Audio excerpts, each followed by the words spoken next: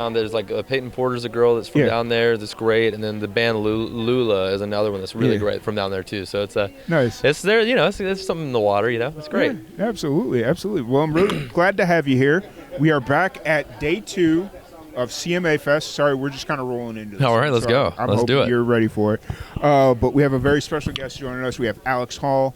How's it going, man? Doing well, man. Thanks for having me. You're glad to have you here, man. It's been a day. We'll put it that way. So I'm glad to have you. Every here. CMA Fest day is a day, right? And if it's not, you didn't do it right. Yeah, fair. I was listening to a song on the drive in, and it's like, if you remember the party, were you even there? Oh, I love that. Like, okay, maybe that applies to CMA. Yeah, Fest, man. If you even remember CMA Honestly, it's like if you're not, it's different in here, I guess, because there's the AC. It's a little bit different, but either way, you're still doing so much. Yeah. But if you're out there really doing the CMA Fest stuff, like if you're not sweating, reapplying deodorant multiple times, doing the whole thing, you're not doing it right. Oh, yeah, for sure. So you're from Gainesville, Georgia. Yes, but sir. You've been here in Nashville for about 10 years. Yep.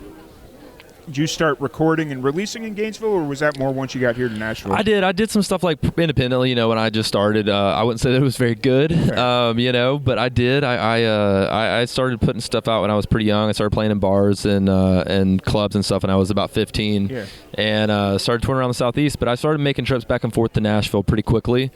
Specifically started to write songs and meet with songwriters and stuff like that. And then I just really fell in love with it, man. And so I started playing about 125, 130 shows a year through high school. Wow. And it just kind of, the bug bit me, I guess you could say, and I fell in love with it and knew that's what I wanted to do. So I moved to Nashville right after high school, and I got a publishing deal not long after that, and I've been here ever since. That's sick. Especially running that young and playing that many shows. Yeah, it was a lot. Yeah. I barely made it out of high school. It was, but again, I didn't think I was going to go to college, which I didn't, and and all that. So I didn't really care. I wanted to play guitar. I wanted to write songs, and that was it. That was all I cared about. Yeah, it's where the passion kind of took over. Absolutely. That's amazing. And I wasn't great. I grew up rodeoing and riding horses and barrel racing, so I did that my whole childhood. Yeah. But it was definitely like there was nothing else that was calling me in life. I wasn't going to be a doctor. I wasn't going. I can't work on cars. Like I can't.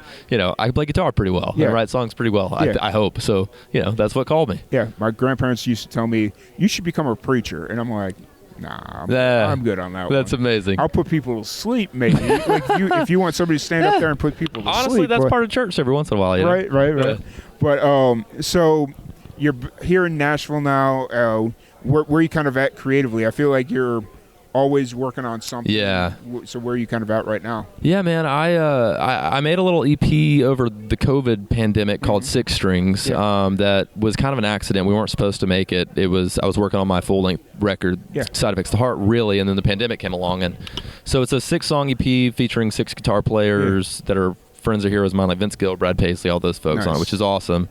And so we're actually making a part 2 of Six Strings right now, which I'm very excited about. It's going to be 6 new songs, 6 new features, all still based around the guitar, some heroes and friends of mine. And so that's what I'm working on. I've been writing up for it all year, and we're fixing to start recording it. So it'll be out at some point this year. So I'm very excited about that. That's really cool. You going to call it 12 strings or 6 strings? I've thought about a few different ones. I think I'm just going to go with 6 strings 2, like Roman numerals 2. But I thought about like 6 broken heartstrings.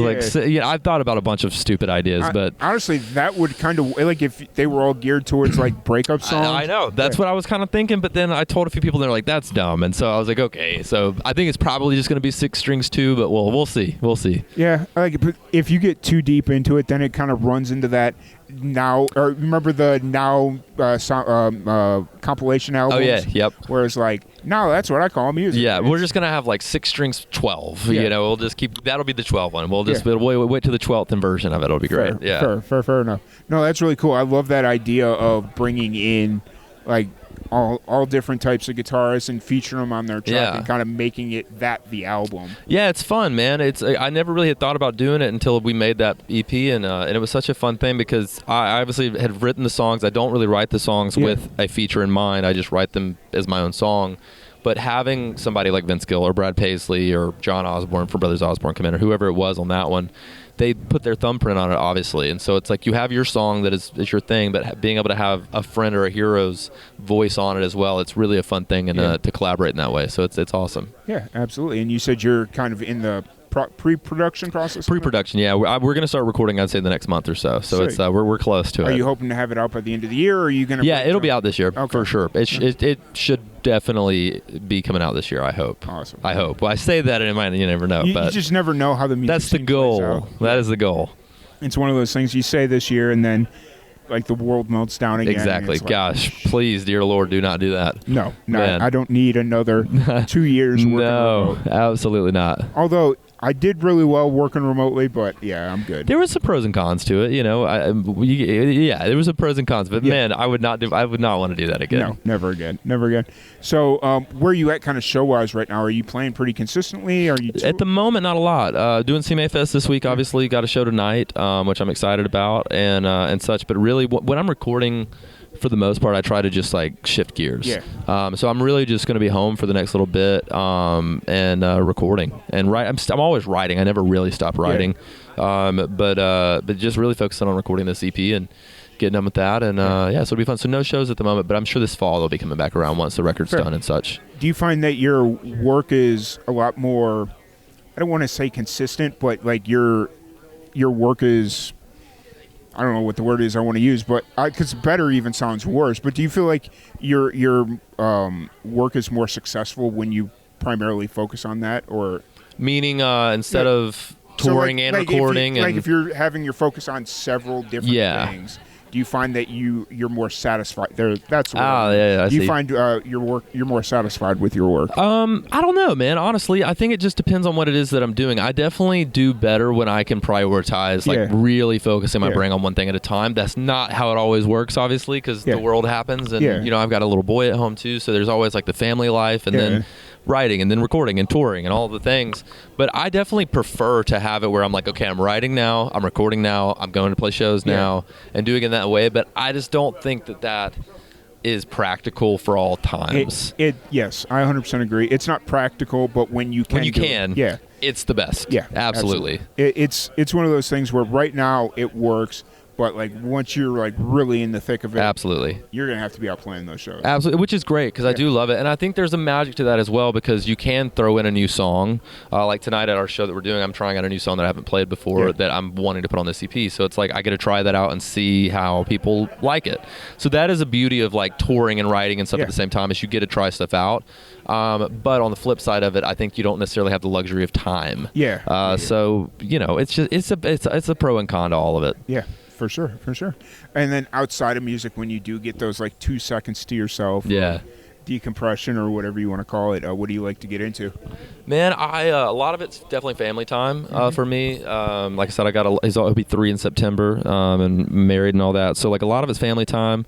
I love vintage cameras and stuff, so I love like to mess around with some photography stuff. Nice. I love old vintage watches and things. So like I love just like going like to antique stores, vintage markets, stuff like that, and then just hanging out with the family, man. That's honestly it. Now, when you say vintage cameras, is that photo or video? Photo. Okay. Yeah, like I've got an old 1978 Pentax film camera that I love to carry around. Nice. And I've got a couple other ones too, but like I love old typewriters. Like I just love old stuff. I'm an old soul through and through. So definitely like a lot of that kind of stuff. Like that's what I love to do for fun. My little guy just took him fishing for the first time the other day. So like that's going to be a thing I will probably do a little bit more of. Yeah. But I just love going like antique thrifting and all that stuff. It's fun.